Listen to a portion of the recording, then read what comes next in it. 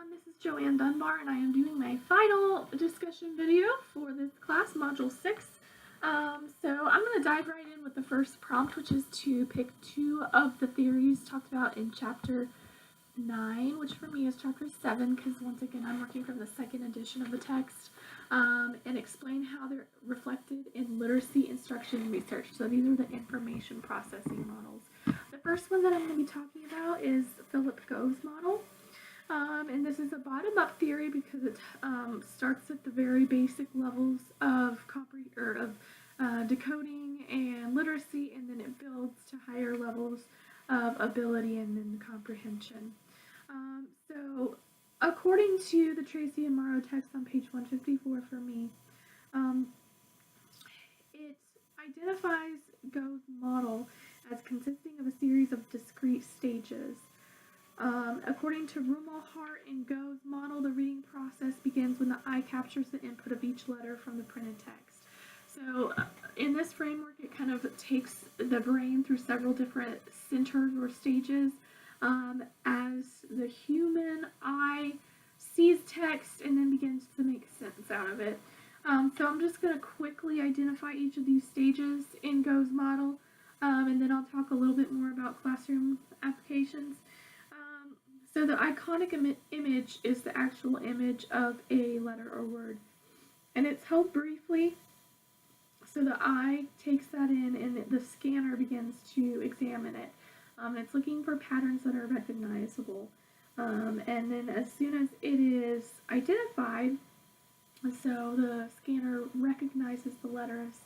Oh, I know that is a T, or that is a D, or whatever the case may be. It is stored in the character register. And so once that is identified as a letter, goes to the character register, then the decoder processing begins. And in this stage, the code book is used to attach the appropriate phoneme. So whatever sound that the code book contains as corresponding to that letter is assigned. And the next stage is the phonemic tape. So this is kind of recorded as a sound. And then in the librarian, the sounds are put together to form words. And at the librarian, the word meaning is assigned. And so the lexicon is kind of your brain's dictionary that holds all of the meanings for words. And so then once that meaning is assigned, the final meaning of the sentence, or I'm sorry, I skipped the primary memory. So the primary memory is what constructs the sentences, and then they're kind of honed for connotation, denotation, syntax, different shades of meaning in the syntactic and semantic rules processor. And then this big long acronym, and I've even looked at this up, and I can't seem to figure out where this series of letters and numbers comes from that's discussed in the Tracy and Morrow text, but it's the TPWSGWTAU, and all it says is that it's the place where sentences go when they're understood. When I even just type this into Google, along with a couple terms like Philip Go or simple view of reading, I can't seem to find anything. So I'd be interested in knowing exactly what that stands for or where it comes from. But that's kind of the process of this model, and it was later dubbed the simple view because it's just a very basic step-by-step framework for how readers read. And one thing I found really helpful in the Tracy and Morrow text on page 157 is the 7th grade teacher, Renee Ben David, who is identifying kind of the place of breakdown for her students that she has who are struggling. So she's able to look at a student who's struggling with vocabulary and say they are having a breakdown in their librarian or with their lexicon. Or the student who is getting letters mixed up, like their P's and their B's and their D's, that's happening in the scanner. So that early on stage is where something's getting stuck. So this framework can be helpful for teachers of students who do have disabilities to identify where they might need extra support or where they might have a deficit in this process from this lens. The next theory that I'm going to talk about is LeBurg and Samuel's automatic information processing model. This is also a bottom-up theory, and there's 5 major components. And I'm just going to read off the components and talk briefly about each one. The first one is visual memory. So this is from page 157 in the Tracy and Mara text. It says features such as lines, curves, and angles are used for letter identification. So this is just your memory of letters and what they are, what sounds they hold, etc. And then the phonological memory is the second domain. And so then specifically this has to do with the sounds. So in your phonological memory, you know that the letter T, your visual memory knows what the letter T looks like. Your phonological memory knows what it sounds like and what sounds it can make. The episodic memory is where the context, and I'm just reading straight from the text, the context that surrounds the target information is recorded. And then the next one is the semantic memory, which has to do with, once again, connotation, denotation, shades of meaning that a word or a word could hold. And then the final one is attention. And this is broken down into 2 different types of attention, external attention and internal attention. So external attention is what we think of when we say, okay, you need to show me that you're paying attention. There are certain outward signs that a person can give that show that they are paying attention.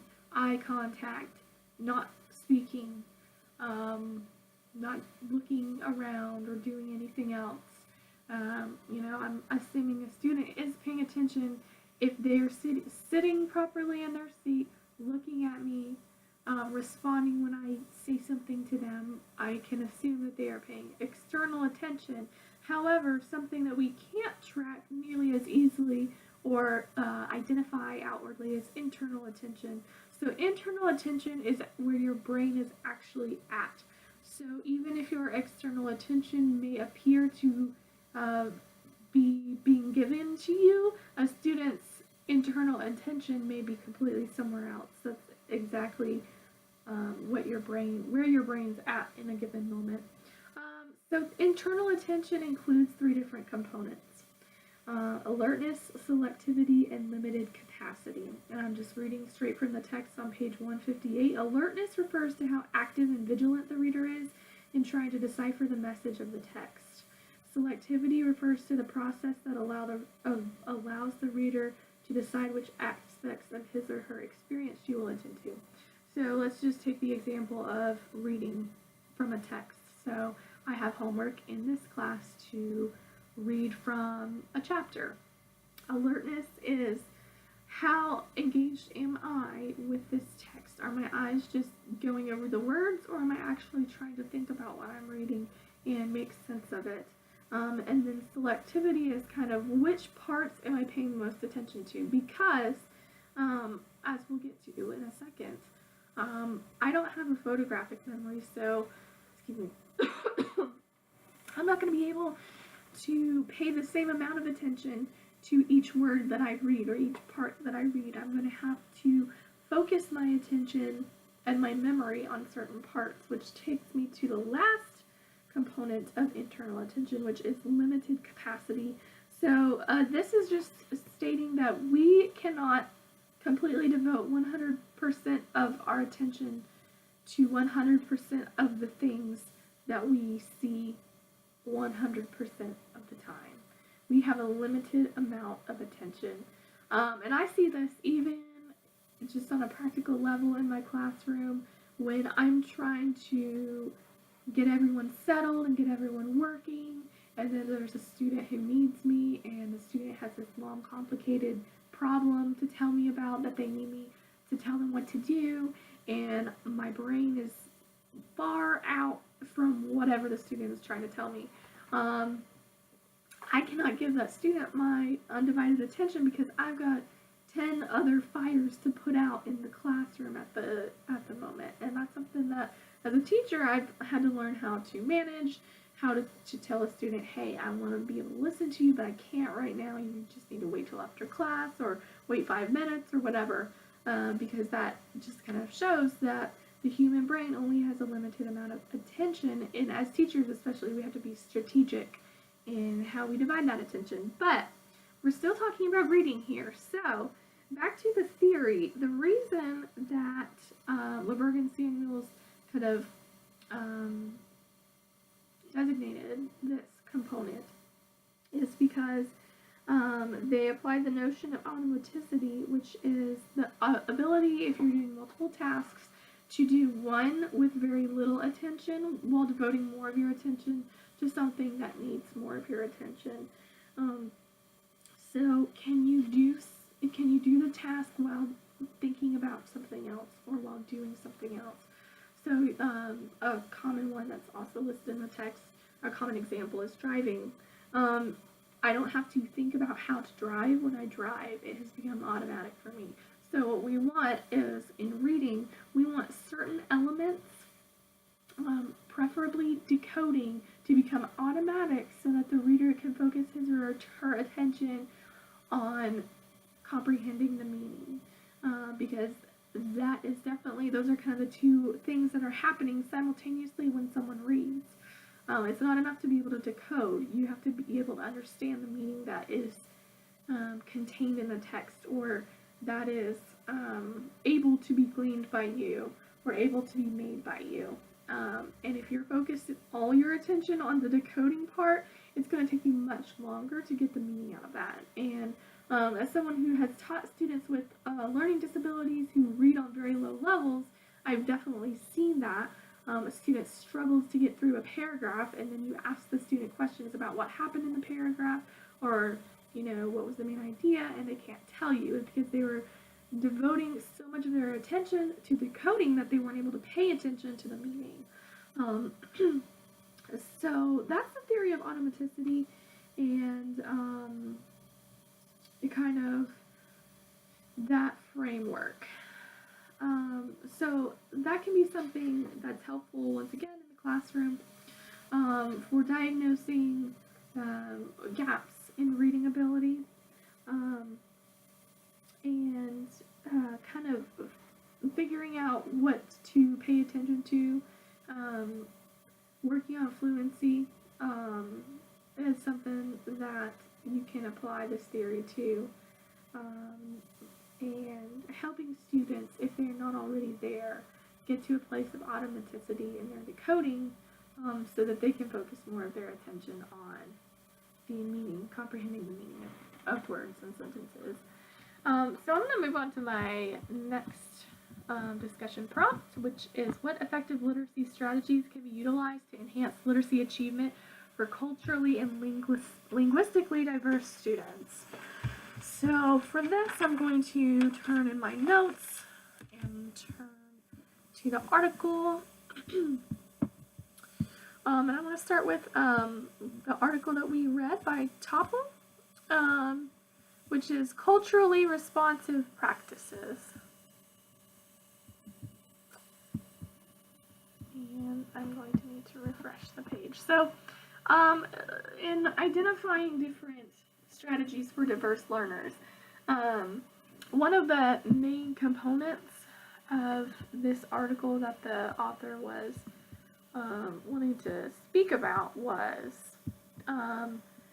caring for students. So they talked about Katie. So she talked about her experiences as a second language learner in a country where this was the primary language, which was Germany, and how she felt, and how she felt sometimes marginalized because of the fact that she was not fluent in the language of the culture that she was immersed in. And so kind of applying that, taking into account students' perspectives and their feelings, that they're not only trying to learn the content of the course, they're also trying to learn a new language. So having that empathy is important. And she kind of, I would say, put forth 3 central kind of pillars for effective instruction of culturally diverse students. And those three things were culturally appropriate text, engaging students' voices, and incorporating students' funds of knowledge. So for the first one, you definitely want to have a variety of texts that show different perspectives, not just the majority perspective. So not just from a white middle class, heteronormative sort of lens all of the time. You want to consider texts that are going to have connections with the different populations in your classroom. Another thing that she really stressed, spent a good part of the article talking about, is kind of making your caring for students kind of the end-all be-all of your instruction, that you need to show students that you care for them. And she even draws the distinction on page 554 that the act of culturally responsive caring is caring for students instead of about them.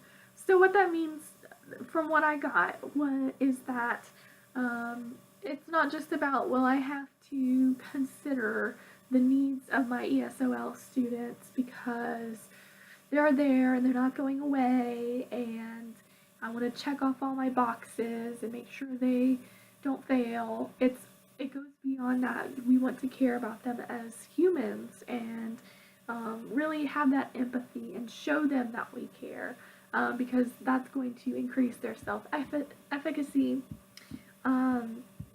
and give them a boost in confidence that they may critically need in order to succeed.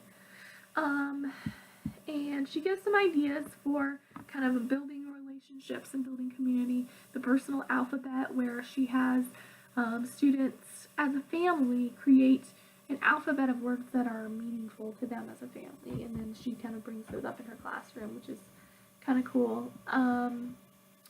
And let's see.